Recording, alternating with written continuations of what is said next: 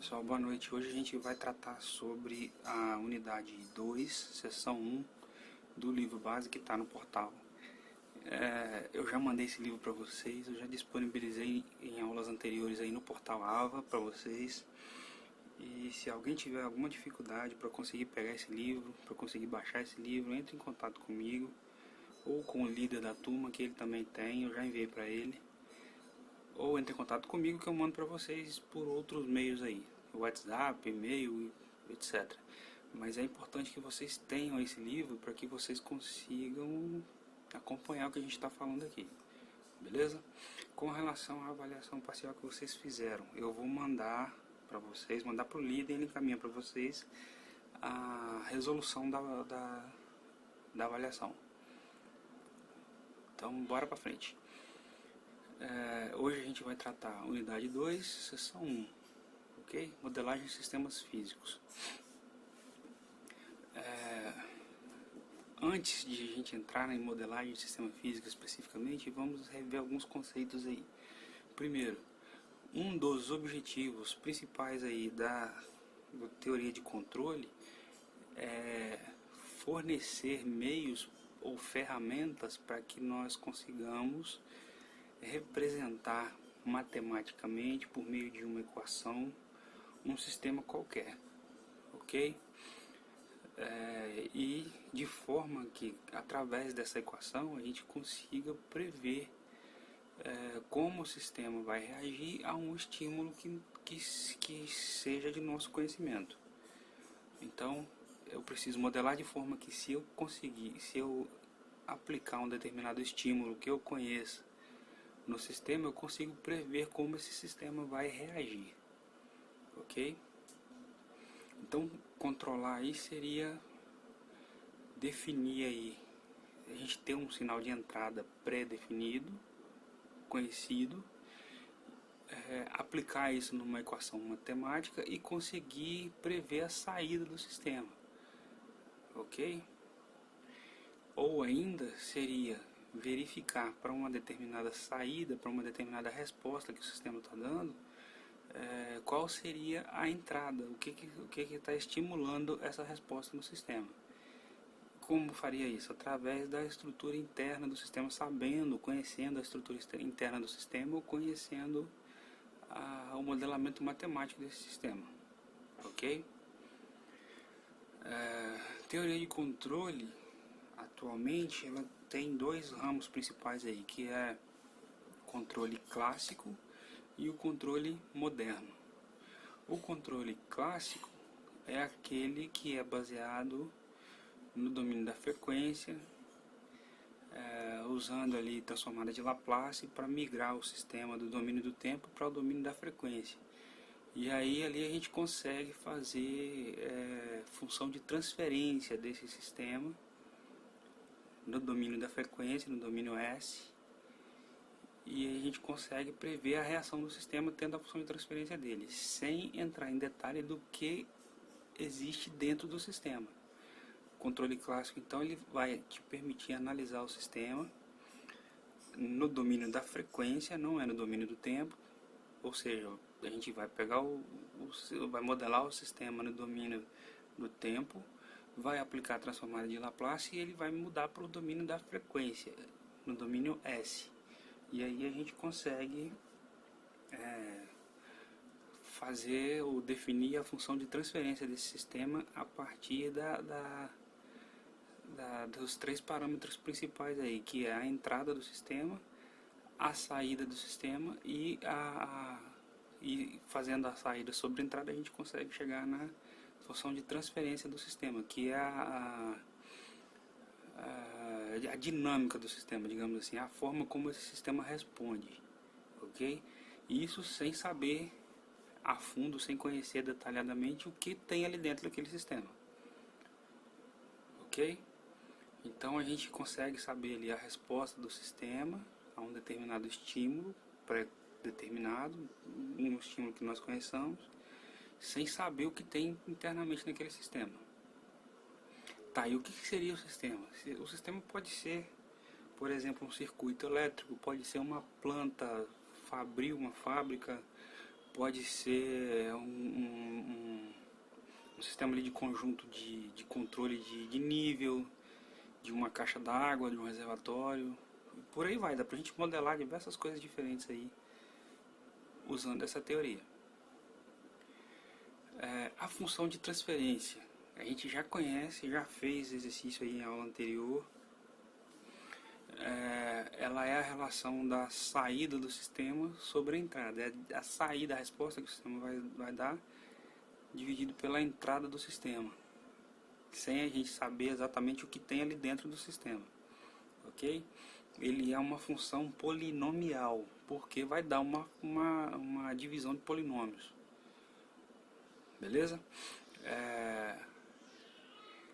Porém, a gente tem sistemas aí, existem sistemas que tenham somente uma entrada e uma saída, e existem sistemas que podem ter mais de uma entrada e mais de uma saída, ok? Os sistemas que têm mais de uma entrada e mais de uma saída são os chamados sistemas com essa sigla, né? MIMO, Multiple Input and Multiple Output, ok? E o sistema com uma saída seria representado por essa sigla, ok?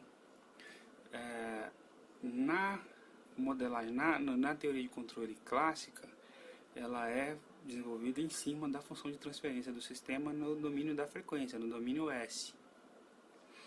E no domínio da frequência a gente precisa simplificar ao máximo o modelamento matemático para conseguir chegar numa estrutura em que tenha uma entrada e uma saída. Se tiver mais do que uma entrada e uma saída, a aplicação das técnicas da teoria de controle clássico já fica bem complexa, bem mais difícil de fazer, na maioria das vezes fica impossível de fazer. Ok? Então a recomendação é sempre tentar simplificar o máximo possível para chegar em uma situação onde a gente tem apenas uma entrada e uma saída e aí consegue fazer a função de transferência. Se o sistema tiver mais de uma entrada e mais de uma saída e não for possível simplificar, nós teremos várias funções de transferência para o mesmo sistema. Sempre uma função de transferência para cada um dos pares possíveis de entrada e saída. A gente vai fazer saída sobre entrada. Se tiver mais de uma saída e mais de uma entrada, a gente vai fazer os pares aí, função de transferência para cada uma. Beleza? Um detalhe, na obtenção da função de transferência, para a gente chegar na função de transferência, é considerado que todas as condições iniciais são nulas.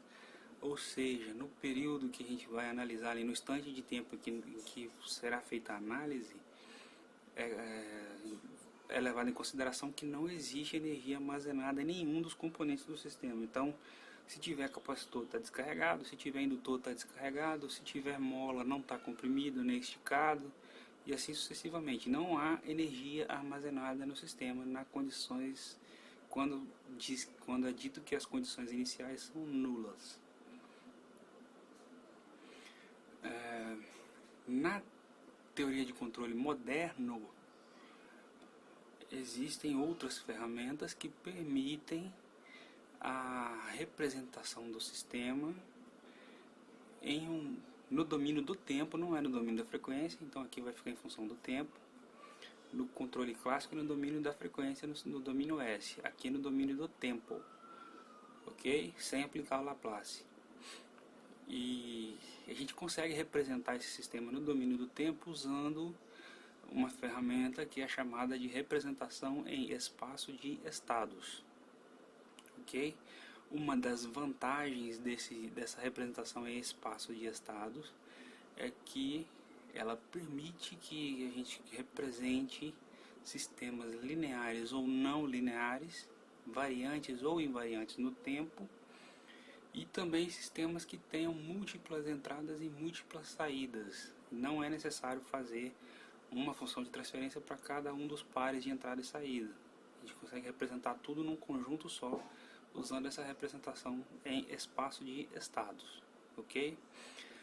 No domínio da frequência, no domínio S, a informação é analisada a partir da função de transferência, que a gente vai fazer a saída sobre a entrada. Se tiver mais de uma saída e mais de uma entrada, a gente tem que criar uma função de transferência para cada um dos pares aí de entrada e saída. No domínio do tempo, a gente consegue chegar numa situação onde nós temos duas equações matriciais que permitem representar o sistema no espaço de estados, na forma matricial. E aí não tem limite de quantidade de entradas e saídas no sistema. Nós vamos ver como isso funciona. A maioria dos sinais e os processos que são analisados ali são em função de componentes mais rápidos ou mais lentos, e todos eles atuando juntos. Então a gente tem tempos de resposta diferentes, porque tem componentes que são mais rápidos, outros são mais lentos. No domínio do tempo, a gente consegue medir a duração de alguma coisa, ou seja, quanto tempo essa coisa demora para acontecer. E no domínio da frequência, a gente consegue medir